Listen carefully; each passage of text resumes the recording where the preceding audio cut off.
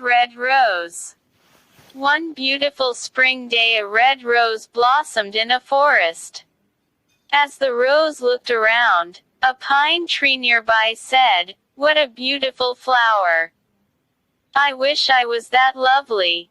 Another tree said, "Dear pine, do not be sad. We cannot have everything." The rose turned and remarked, "It seems that I am the most beautiful flower in this forest." A sunflower raised its yellow head and asked, "Why do you say that? In this forest there are many beautiful flowers. You are just one of them." The red rose replied, "I see everyone looking at me and admiring me."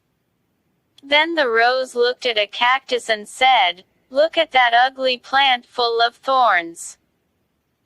The pine tree said, "Red rose, what kind of talk is this? Who can say what beauty is? You have thorns too." The proud red rose looked angrily at the pine and said, "I thought you had good taste. You do not know what beauty is at all. You cannot compare my thorns to that of the cactus." What a proud flower, thought the trees. The rose tried to move its roots away from the cactus, but it could not move. As the days passed, the red rose would look at the cactus and say insulting things, like, "This plant is useless. How sorry I am to be his neighbor." The cactus never got upset and even tried to advise the rose, saying, "God did not create any form of life without a purpose." Spring passed, and the weather became very warm.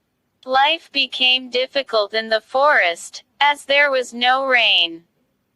The red rose began to wilt. One day the rose saw sparrows stick their beaks into the cactus and then fly away, refreshed. This was puzzling, and the red rose asked the pine tree what the birds were doing. The pine tree explained that the birds were getting water from the cactus.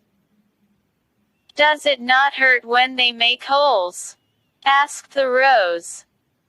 Short stories. Sparrow, yes, but the cactus does not like to see the birds suffer, replied the pine. The rose opened its eyes in wonder and exclaimed, "The cactus has water. Yes, you can also drink from it. The sparrow can bring water to you if you ask the cactus for help." The red rose felt too ashamed to ask for water from the cactus, but finally it did ask for help. The cactus kindly agreed. The birds filled their beaks with water and watered the rose's roots. Thus the rose learned a lesson and never judged anyone by their appearance again.